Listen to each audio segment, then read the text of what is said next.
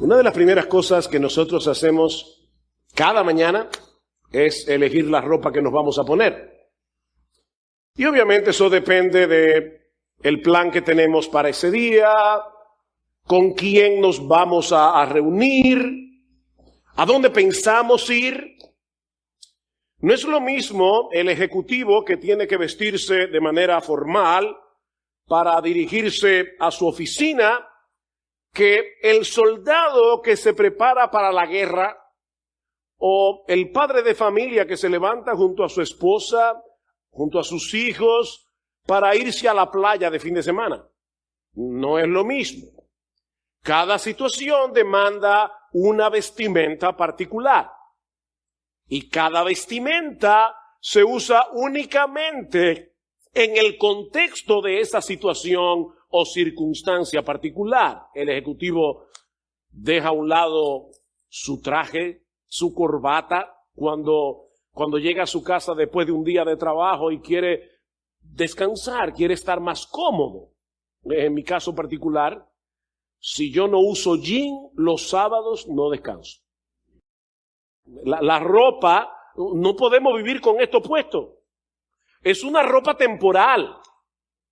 Y lo mismo pasa con el soldado cuando termina la guerra. Pero mis hermanos, mis hermanas, hay un vestido que todo cristiano debe usar en todo tiempo, sea que esté en su trabajo, sea que esté en el campo de batalla, sea que esté de vacaciones en la playa con su familia. Pablo dice en Romanos 13:14 que debemos vestirnos del Señor Jesucristo. Eso no es opcional, eso no es temporal. Debemos vestirnos de Jesús los 365 días del año, las 24 horas de cada día. Y como vimos la vez anterior al considerar este pasaje de la carta a los Romanos, vestirse de Jesús implica varias cosas. ¿Qué significa vestirse de Jesús? Bueno, por un lado, Pablo nos dice en Gálatas capítulo 3, versículo 27, que todos los que fuimos bautizados en Cristo Jesús, de Cristo estamos revestidos. En el momento de nuestra conversión fuimos despojados de la ropa sucia y maloliente de nuestros pecados y fuimos vestidos, fuimos cubiertos, fuimos revestidos de la justicia perfecta de nuestro Señor Jesucristo. Gloria al Señor por eso. Mis hermanos, eso ya sucedió. Fuimos justificados, es decir, fuimos declarados justos en el tribunal de Dios. Y todo eso únicamente por medio de la fe en nuestro Señor Jesucristo. Eso quiere decir, mis amados hermanos, que ahora tú y yo tenemos en el cielo una nueva identidad, porque ya Dios no nos ve como pecadores condenados, sino que nos contempla a través de la persona de su Hijo, nos recibe como hijos y nos trata como hijos. ¡Wow!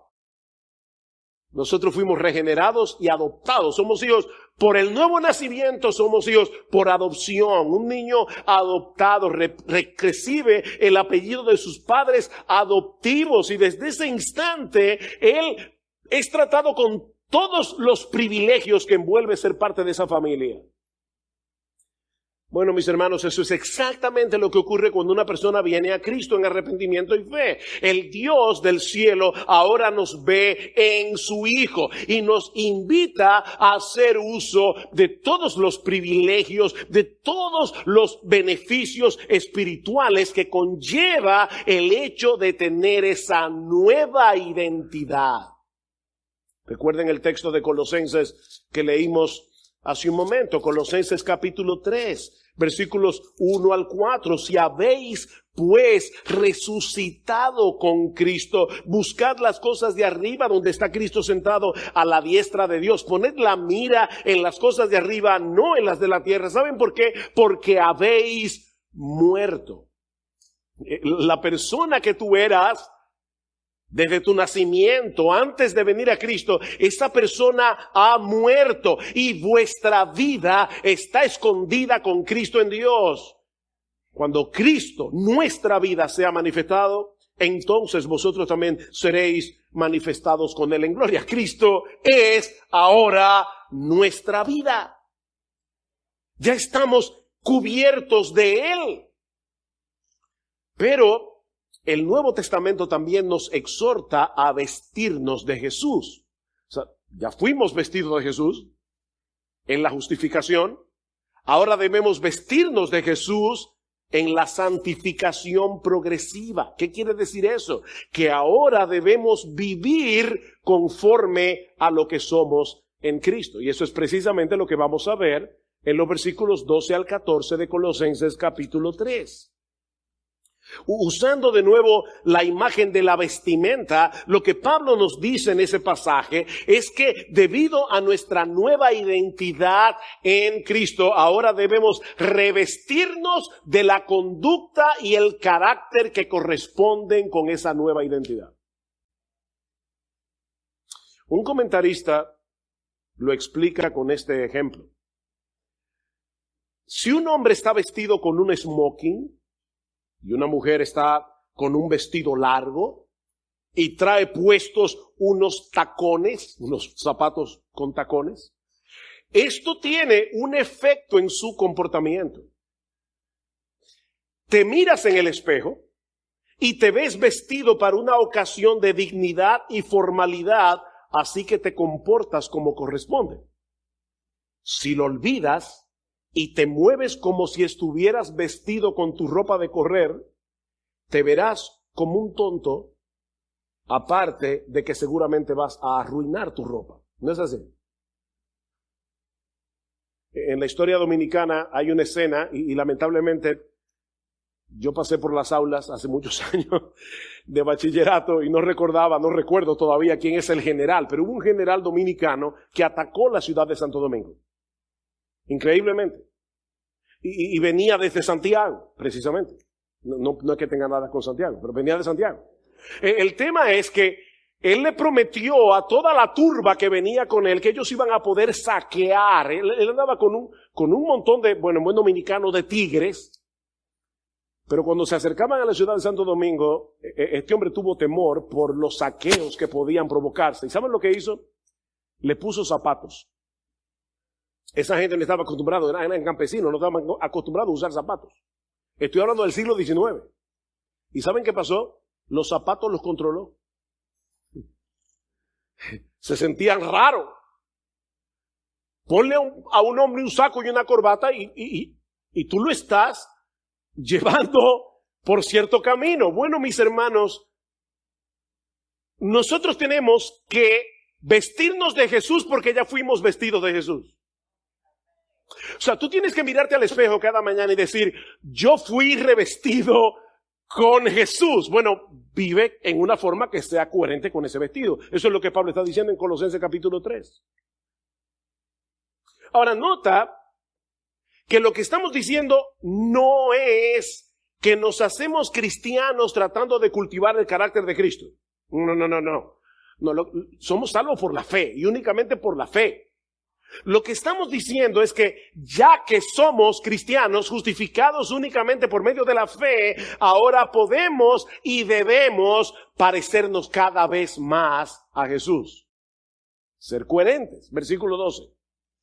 Entonces, como escogidos de Dios, santos y amados, revestidos de tierna compasión, bondad, humildad, mansedumbre, etcétera, etcétera. Como escogidos de Dios. Fuimos escogidos de Dios. ¿Para qué? Efesios 1, para ser santos. ¿Y por qué? Porque fuimos amados. ¿Ven cuál es nuestra identidad? Nosotros somos escogidos, somos santos y somos amados. Tú no necesitas más amor. Ya tú eres demasiado amado por Dios. Escogidos, santos y amados. Él tomó la decisión de amarnos desde antes de la fundación del mundo. La pregunta es, ¿cómo se supone que debemos vivir ahora? ¿Cómo luce vestirse de Jesús?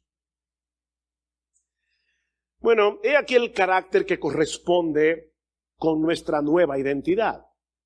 En primer lugar, Pablo dice que debemos revestirnos de tierna compasión, o como dice la Reina Valera del 60, debemos vestirnos de entrañable misericordia, una misericordia que te remueve las entrañas. Mis hermanos, si tú te vistes de Jesús, si tú eres coherente con lo que ahora tú eres en Cristo, cada mañana debes vestirte de tierna compasión, de entrañable misericordia. No se trata simplemente de una fría involucración con personas que están en necesidad. Se trata de una simpatía con el que sufre, que remueve nuestras entrañas y nos mueve a la acción. De más está decir que eso no es fácil. En todos nosotros hay una tendencia a quitar la vista del que está en necesidad y a colocar nuestras necesidades por encima de la de todos los demás. Lo natural no es que seamos compasivos, no es que seamos misericordiosos, sino más bien egocéntricos. ¿Cómo podemos luchar contra esa tendencia del corazón de tal manera que podamos vencer la indiferencia, el egocentrismo y vestirnos de compasión y de misericordia? La respuesta es el Evangelio. El Evangelio. Dios tuvo misericordia de nosotros cuando éramos unos miserables pecadores. No te ofendas, pero si tú eres cristiano, tú vas por la vida con un letrero que dice: yo era un miserable. Yo era un miserable. Y Dios nos amó. Cuando no teníamos nada en nosotros que nos hiciera dignos de su amor. La pregunta es, ¿una persona que ha sido amada de esa forma no debería tratar a los demás con la misma misericordia con la que ha sido tratado? ¿No debería dar de gracia lo que recibió de gracia? Mis hermanos, Dios nos vio en necesidad, Dios nos vio con nuestro vestido maloliente y harapiento de nuestro pecado, pero en vez de quitar la vista, nos amó y se involucró. Nos amó y se involucró. Y ahora yo te pregunto, ¿mantienes tus ojos abiertos a las necesidades que hay a tu alrededor? ¿Sabes que la misericordia comienza con los ojos? Y de ahí se extiende al corazón. La misericordia comienza con los ojos y de ahí sigue con el corazón. Ustedes recuerdan la historia de aquellos dos ciegos que estaban camino en la salida de Jericó y comenzaron a clamar a Jesús: Hijo de David, ten misericordia de nosotros. ¿Qué hizo la multitud? La gente les habló en un tono duro y amenazador. Mateo 20:34. Pero entonces Jesús, movido a compasión, habiéndosele removido las entrañas, dice el texto literalmente, tocó los ojos de ellos y al instante recobraron la vista y le siguieron. Al Señor se le conmovieron las entrañas cuando vio el estado miserable en que vivían estos dos hombres. De manera que para la multitud, estos dos ciegos eran un estorbo a la salida del pueblo, pero Jesús los vio con otros ojos. La misericordia comienza con los ojos. Dice en Proverbios 22:9, el ojo misericordioso será bendito. ¿Qué expresión? El ojo misericordioso. Porque dio su pan al indigente. La misericordia depende en gran medida de la manera como miramos a las necesidades a nuestro alrededor. Lo que la gente vio como una molestia, Jesús lo vio como una oportunidad de aliviar el dolor y la miseria humana. Y yo te pregunto, mi hermano, y me pregunto a mí mismo, ¿cuál de esas dos miradas nos identifica? ¿La de la gente o la de Jesús? ¿Contemplas las necesidades de otros a la luz del Evangelio, a través de lo que Dios hizo por ti al precio de la vida de su Hijo cuando estabas en la miseria de tu pecado? Al despertarnos cada mañana, y de hecho yo te sugiero que tomes Colosenses, no es una orden, pero te sugiero que tomes Colosenses capítulo 3, versículo 12, y lo pongas en el espejo de tu baño, para que lo veas cada mañana cuando te estés arreglando para salir. Cada mañana debemos recordar nuestra nueva identidad en Cristo y pedirle a Dios en oración que nos ayude a vestirnos de la entrañable misericordia de Jesús. Hazme ver, Señor, al mundo como tú. Esto es algo que debemos hacer intencionalmente cada día. Pero en segundo lugar, dice Pablo que debemos vestirnos de bondad. Debemos vestirnos de bondad. Y aunque esta palabra está íntimamente relacionada con la anterior, no son sinónimas. La bondad es lo contrario a la malicia, es lo contrario a la envidia, a eso que te mueve a desear tener lo que el otro tiene y a molestarte porque el otro tiene lo que tú no tienes. No sé cuántos aquí han escuchado esa famosa historia del hombre que se le aparece un genio. El genio, no sé si de la lámpara, pero se le aparece un genio y le dice, mira, pídeme un deseo que te lo voy a conceder. Uno solo, pero eso sí, tienes que entender que lo que tú me pidas, tu vecino recibirá el doble. Si me pides un yate, a tu vecino le voy a dar 2. Si me pides $1,000,000, a tu vecino le voy a dar 2. Todo lo que tú me pidas, tu vecino recibirá el doble. Qué difícil. La envidia. Finalmente el tipo le dijo, déjame tuerto. Es increíble. O sea, yo no quiero que el otro tenga más que yo. Bueno, la benignidad, la bondad, es esa buena disposición del corazón que nos lleva a procurar lo bueno para nuestro prójimo. El hombre bondadoso disfruta viendo el bienestar del otro. Y aún está dispuesto a sacrificar sus intereses personales para que ese fin sea cumplido. El amor es paciente, sufrido, el amor es benigno, bondadoso.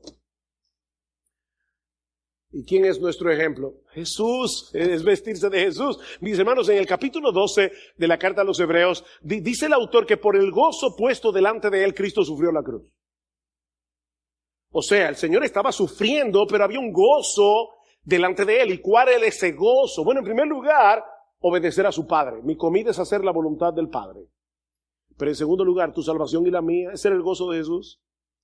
Saber que su sufrimiento iba a traer como resultado nuestra salvación. Dice en Isaías capítulo 53, estoy leyendo aquí de la Reina Valera, verá el fruto de la aflicción de su alma y quedará satisfecho. ¿Y cuál es el fruto de la aflicción de su alma? Por su conocimiento justificará mi siervo justo a muchos y llevará las iniquidades de ellos. El gozo de Jesús fue sufrir tu iniquidad y la mía, el castigo que tú y yo merecíamos por nuestros pecados. Por el gozo puesto delante de él sufrió la cruz. Mis hermanos, debemos meditar continuamente, intencionalmente en la benignidad de Jesús para con cada uno de nosotros, de manera que podamos revestirnos de esa bondad cada día. Y déjame darte un consejo, comienza por tu casa. Con tu esposa, comienza por ahí. Con tu esposo, comienza con tus hijos. De ahí te extiendes hacia los demás, pero comienza por tu casa. ¿Puede decir tu esposa que tú eres un hombre bondadoso? Mi hermana, ¿puede decir tu esposo que tú eres una mujer bondadosa? ¿Pueden decir tus hijos que ustedes son padres bondadosos? ¿Resuman bondad? Aún Aún con vuestros enemigos, si tu enemigo tuviera hambre, dale de comer, si tuviera sed, dale de beber. Deja la ira a la justicia de Dios. Procura tú hacer el bien. En tercer lugar, debemos vestirnos de humildad. Debemos vestirnos de humildad. La humildad es esa actitud de la mente que nos lleva a vernos tal cual somos, pecadores salvados por la gracia de Dios en Cristo, y a reaccionar en consecuencia. Hemos dicho esto otras veces, pero hay personas que en oración reconocen lo que sea. Señor, tú sabes que yo soy un gusano, pero hay del que me trate como un gusano. Por fin, ¿qué es lo que tú eres? Es verte como lo que tú eres sin la gracia y actúa en consecuencia. La humildad no se trata de pensar que no podemos hacer nada bien. Hay personas que confunden humildad con decir, yo no sé nada, yo no puedo hacer nada, yo soy un cero a la izquierda. No, Dios te dio dones y tú puedes reconocer que tienes los dones que Dios te dio. Ese no es el problema. La humildad consiste en el hecho de estar consciente de que todo lo que somos y todo lo que seamos capaces de hacer y que sea beneficioso para la expansión del reino de Dios, nos fue dado por Él de pura gracia. Por la gracia de Dios soy lo que soy, dice Pablo en 1 Corintios capítulo 15 versículo 10, y su gracia no ha sido en vano para conmigo. Antes bien, dice Pablo, yo he trabajado más que todos los apóstoles juntos. Ay, qué orgulloso. No, espérate. No soy yo, es la gracia de Dios en mí. Eso es humildad. ¿Qué tú tienes que tú no hayas recibido? Y si lo recibiste, 1 Corintios 4:7, ¿por qué te glorías como si no lo hubieras recibido?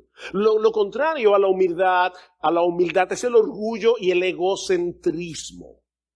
El hombre orgulloso no solo piensa que es mejor que los demás, sino que también quiere que todo el mundo gire en torno a él. Sus necesidades, sus demandas, sus problemas, sus deseos, eso es lo contrario a ser humilde. Me chocó esta cita de C.S. Lewis, el autor de las Crónicas de Narnia. Él dice que el infierno debe ser representado como un estado en el que todo el mundo está perpetuamente pendiente de su propia dignidad y de su propio enaltecimiento, en el que todos se sienten agraviados y en el que todos viven controlados por la envidia, la presunción y el resentimiento. ¡Wow! Una persona que viva así ya comenzó a sufrir el infierno en la tierra. El orgullo es radicalmente opuesto al carácter de Jesús. Él era el más grande, se humilló hasta lo más bajo. El rey se hizo siervo. ¿Recuerdas el aposento alto? Llegan los discípulos a celebrar la Pascua.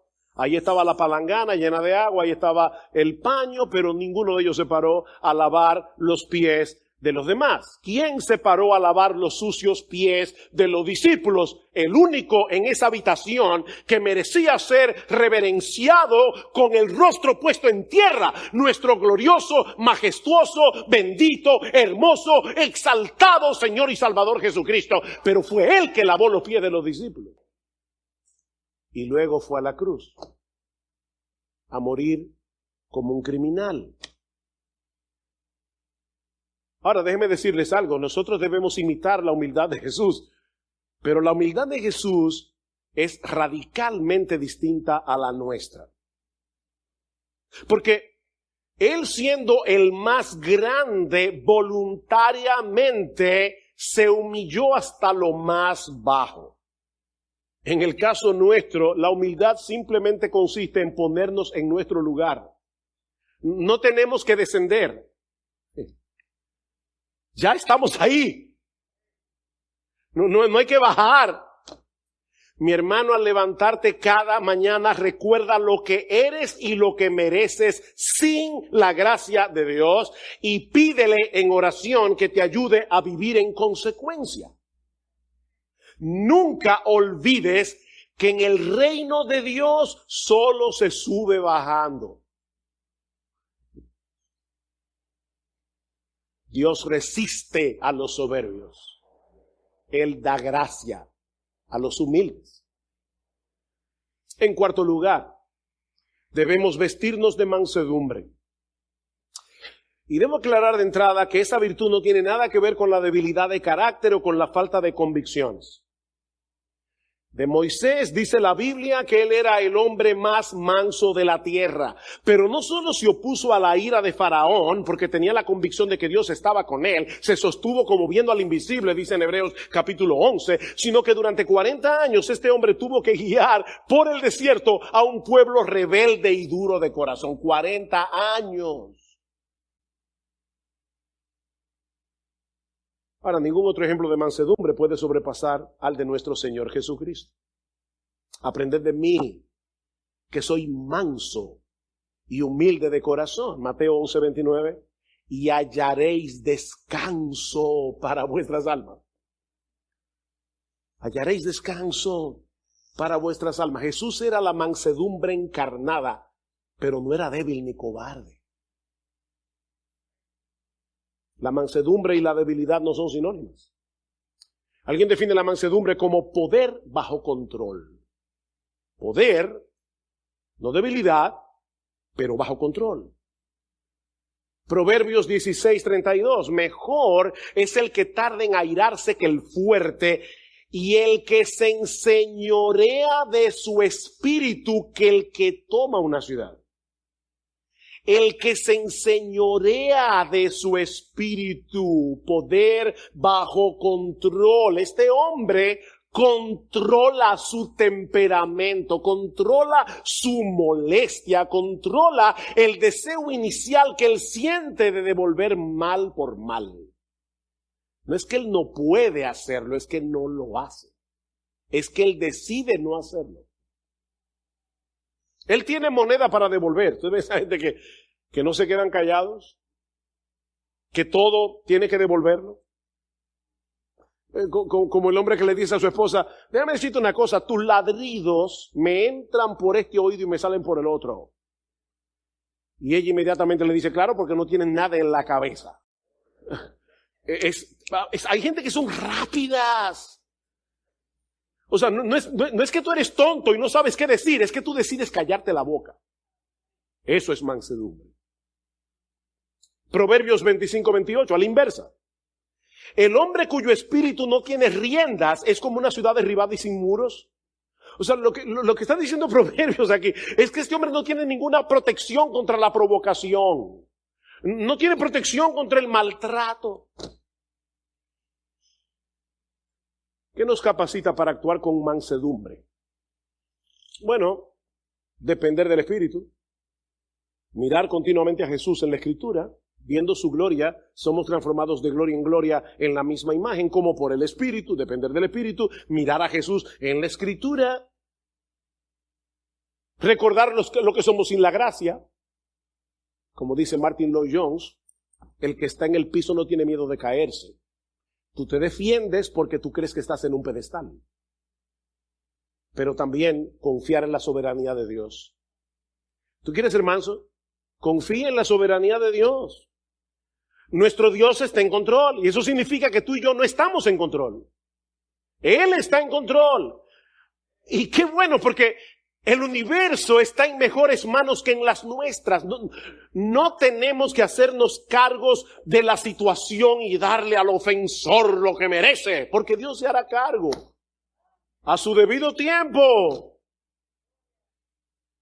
Así que debemos vestirnos de compasión, entrañable misericordia, debemos vestirnos de bondad, debemos vestirnos de humildad, debemos vestirnos de mansedumbre, debemos vestirnos de paciencia, dice Pablo. Y esta palabra puede ser traducida como capacidad de aguante. En la época cuando se iba mucho la luz, bueno, aquí todavía se va la luz, pero nosotros vivíamos en un lugar donde se iba mucho la luz y teníamos un inversor. El problema es que nosotros comprábamos fusibles de bajo amperaje y se quemaban rápido. Bueno, lo que esta palabra significa es un fusible de mucho amperaje. Aguanta electricidad o 20 y no se quema. Capacidad de aguante. transmite la idea de una persona que rehúsa dejarse controlar por la ira, por el deseo de venganza, sin importar cuánto sea provocado ni por cuánto tiempo. En ese sentido, está muy relacionada con la mansedumbre. Yo creo que la paciencia es una de esas virtudes que casi todo el mundo reconoce que necesita. ¿No es así? Yo le pregunto a la gente, ¿qué tú necesitas más? Paciencia. No mansedumbre, paciencia. Y también mansedumbre. El problema es que no sabemos cómo yo puedo crecer en paciencia. Bueno, la clave está otra vez en meditar continuamente en la paciencia que Jesús tiene contigo. La paciencia de Jesús. Otra vez, viendo su gloria en la palabra, somos transformados de gloria en gloria.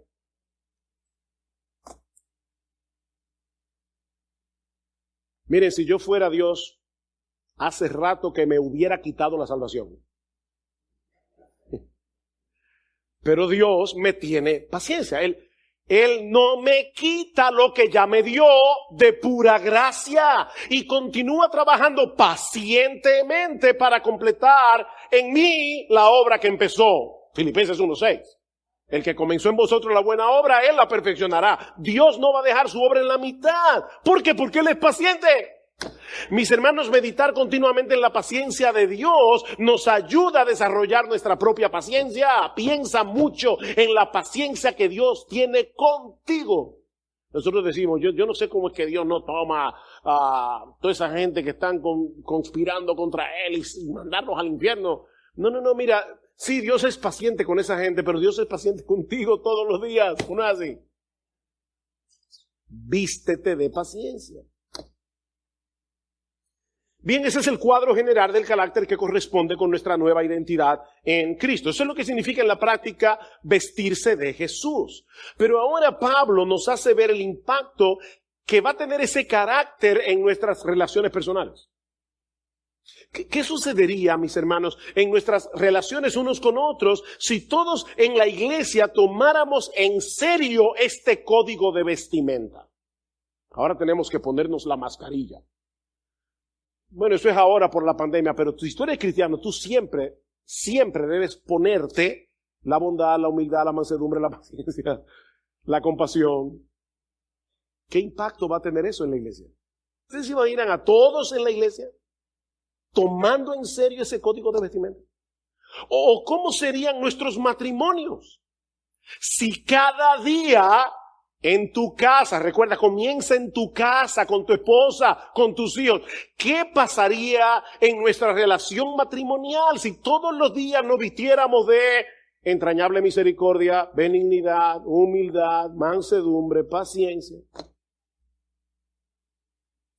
En una época tan individualista como la nuestra, fácilmente podemos perder de vista el aspecto corporativo de nuestra salvación. Cristo no salva individuos simplemente para llevarlos al cielo, sino para meterlos en una familia, en una iglesia. Vean una vez más lo que dice Pablo en el versículo 13, y soportándoos unos a otros, sopórtense. Y Pablo dijo eso porque él sabía que en la iglesia a veces hay personas que se van a comportar con nosotros en una forma insoportable. Y nosotros a veces nos comportaremos en una forma insoportable con otros. Sopórtense unos a otros y perdonándoos unos a otros si alguno, y ese sí condicional debe ser traducido como algo que es una realidad. Eso va a pasar. No es que Pablo está diciendo, si es que acaso, tal vez, alguna vez alguien te ofende. No. Eso va a suceder en la iglesia. Soportándoos unos a otros y perdonándoos unos a otros cuando alguno tenga queja contra otro. Como Cristo os perdonó, así también hacedlo vosotros. Uy, qué medida.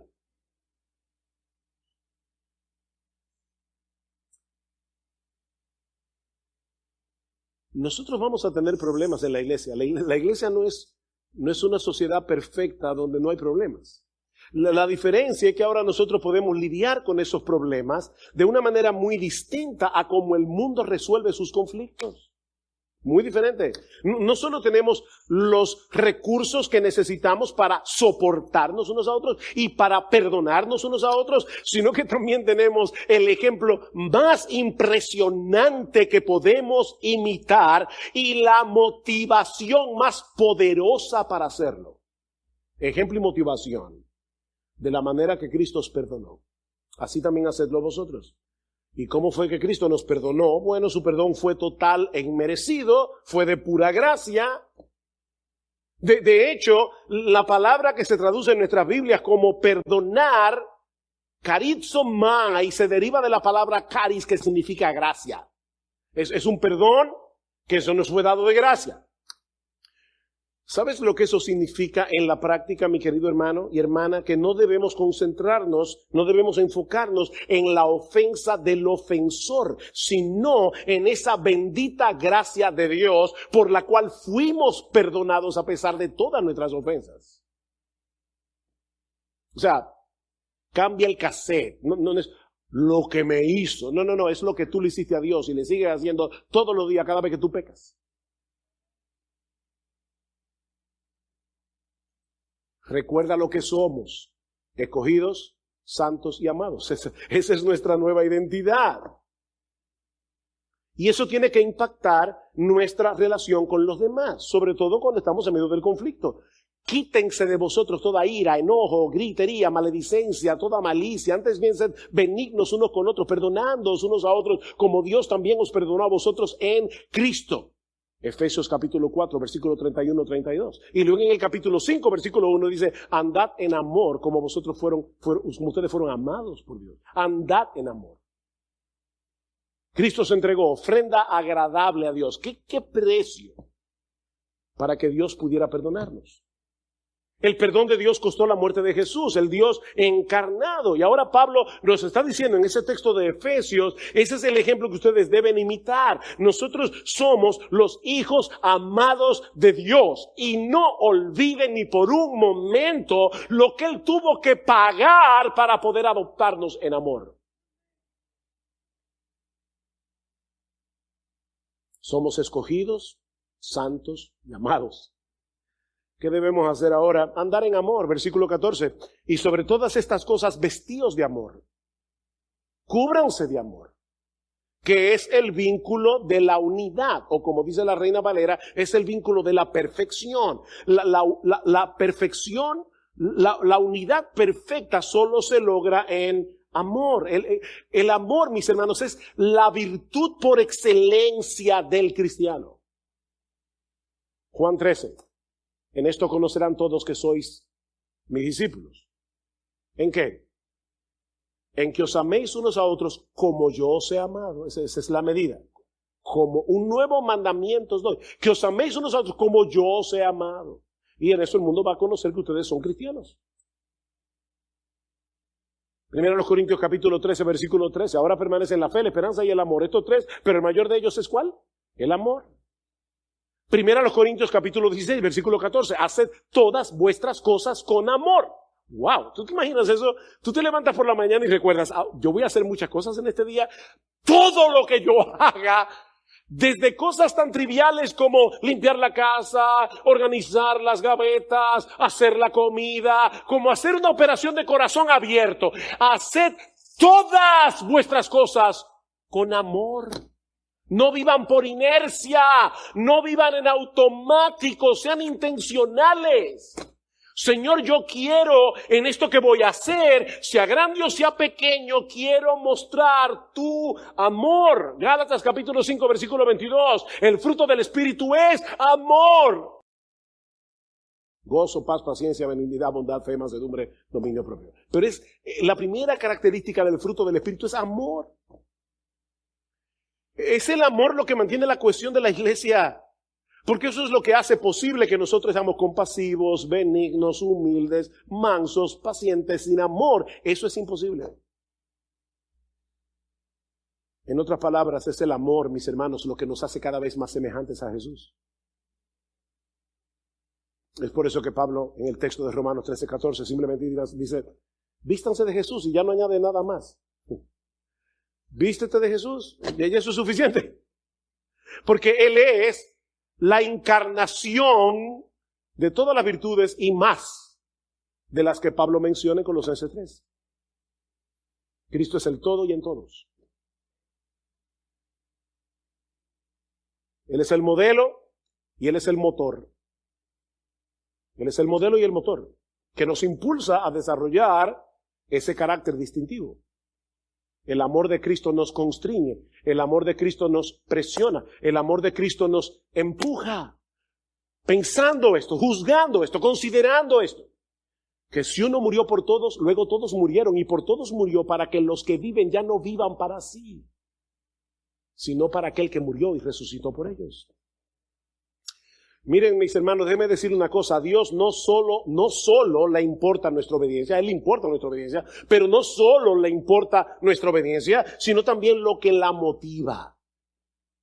¿Qué motiva nuestra obediencia? Porque Él no quiere que le obedezcamos movidos por la culpa y por el temor. Él quiere que obedezcamos por el gozo que produce el Evangelio, el gozo de saber lo que ya Cristo hizo a nuestro favor hace 2000 años en la cruz.